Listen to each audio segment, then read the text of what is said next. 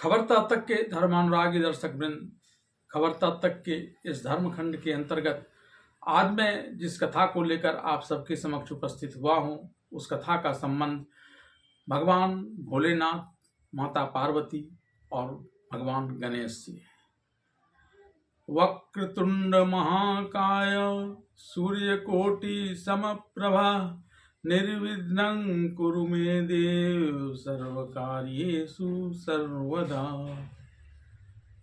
सामान्य पूजा से लेकर विभिन्न संस्कारों और यज्ञों तक में की जाने वाली पूजा के निर्विघ्न संपन्न होने को लेकर सर्वप्रथम उस कार्यक्रम में भगवान गणेश की पूजा की जाती है। आमजन तो आमजन, यहाँ तक कि भगवान भोले शंकर और माता पार्वती के विवाह संस्कार के अवसर पर भी भगवान गणेश के सर्वप्रथम पूजा होने की चर्चा आमतौर पर मिलती है।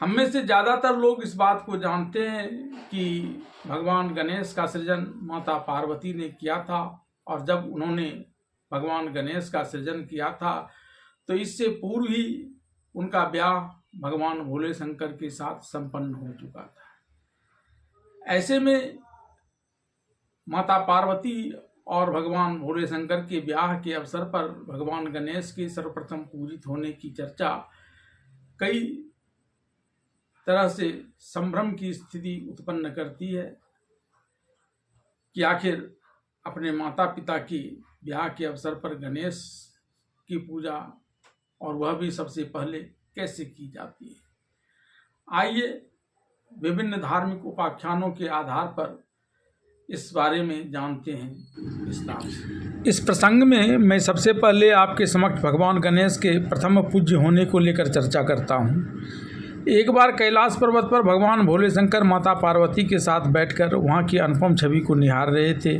तभी आपस में बहस करते हुए भगवान कार्तिकेय तथा भगवान गणेश वहाँ आए। भगवान कार्तिकेय ने देव सेनापति होने की बात कहते हुए खुद को देवताओं में प्रथम पूज्य होने की बात बताई, तो भगवान गणेश ने भी अपने माता पिता का प्रिय पात्र होने की बात कहते हुए खुद को देवताओं में प्रथम पूज्य बता दिया। अब माता पार्वती या भोलेनाथ सीधे सीधे इन दोनों में से किसी एक को देवताओं में प्रथम पूज्य बताते तो दूसरे के रूठ जाने का खतरा था। तब भगवान भोले शंकर ने बड़ी चालाकी से गणेश तथा कार्तिकेय दोनों को पूरे पृथ्वी की परिक्रमा कर वहां आने की बात कहते हुए बताया कि जो पृथ्वी की परिक्रमा कर यहाँ पहले आएगा वही देवताओं में प्रथम पूज्य होगा। पिता के मुख से ऐसी वाणी सुन कार्तिकेय मन ही मन बहुत प्रसन्न हुए और अपनी सवारी मयूर पर चढ़कर तेजी से पृथ्वी की परिक्रमा करने निकल पड़े। पृथ्वी की परिक्रमा करने के लिए उस समय चलना तो भगवान गणेश ने भी प्रारंभ किया था, लेकिन मूषक सवारी होने के नाते वह बहुत तेज नहीं चल पा रहे थे, जबकि कार्तिकेय काफ़ी तेज़ी से आगे बढ़ते चले जा रहे थे। मूषिक वाहन पर सवार बुद्धि विनायक भगवान गणेश भगवान कार्तिकेय के पीछे चलने के दौरान मन ही मन कुछ विचार कर रहे थे। इस विचार क्रम में वे इस निष्कर्ष पर पहुँचे कि पृथ्वी तो उनके माता पिता में ही समाहित है, इसलिए वे वहीं से वापस कैलाश स्थित उस स्थान पर आए जहाँ उनके पिता भगवान भोलेनाथ और माता पार्वती बैठी हुई थी। इसके बाद उन्होंने उन दोनों को प्रणाम किया और उनकी परिक्रमा करने लगी। भगवान गणेश के द्वारा कई बार अपने माता पिता की परिक्रमा पूरी कर लेने के उपरांत जब कार्तिकेय वहाँ वापस लौटे तो यहाँ गणेश को पहले से मौजूद पाकर हक्का बक्का रह गए।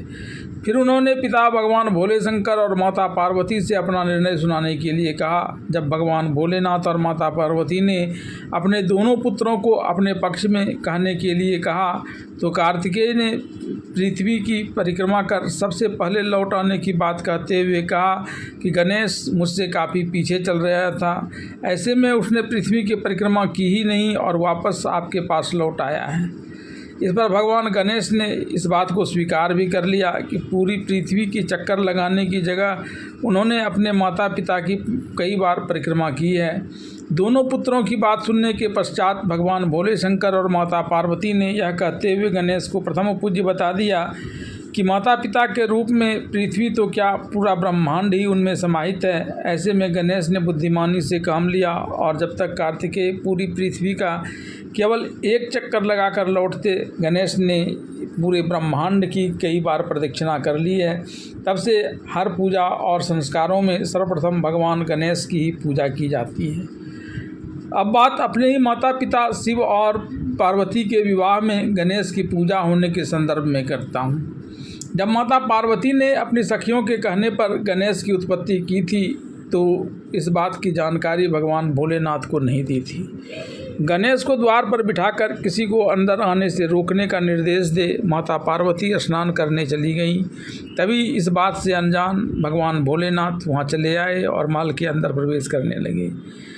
गणेश ने जब भगवान भोलेनाथ से सर्वथा अनभिज्ञ होने के कारण उन्हें अंदर जाने से रोक दिया, तब भगवान भोलेनाथ को काफ़ी क्रोध आया और उन्होंने त्रिशूल चलाकर भगवान गणेश का गर्दन काट दिया।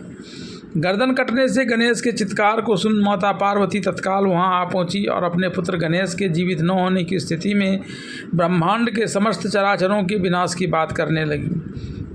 माता पार्वती की इस बात से भगवान भोलेनाथ को अपने सृष्टि विस्तार में बड़ी बाधा उत्पन्न होने का संभावना प्रतीत होने लगा।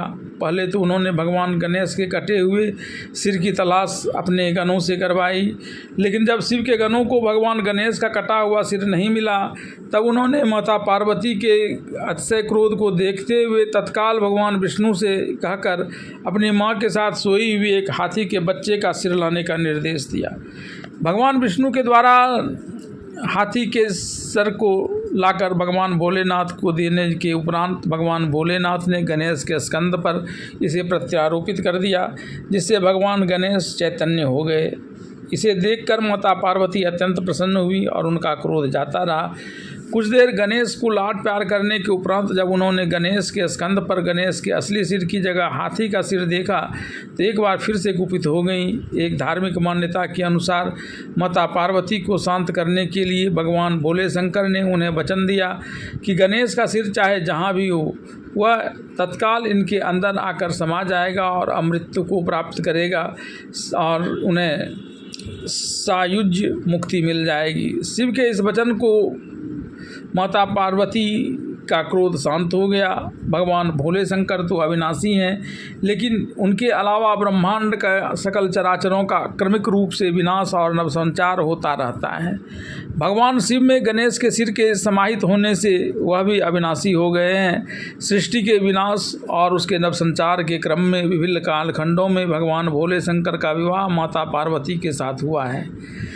इस दौरान ब्रह्मदेव ने सकल सुमंगल की कामना करते हुए आदिदेव शिव की पूजा अर्चना की थी और इस रूप में उनमें समाहित गणेश की भी पूजा हुई थी। दरअसल धार्मिक व्याख्यानों में कालखंडों की जगह भक्ति और अन्य महत्वपूर्ण बातों पर जोर दिया जाता है, जिस कारण तरह तरह की भ्रांतियाँ निर्मूल होते हुए प्रकट हो जाया करती हैं।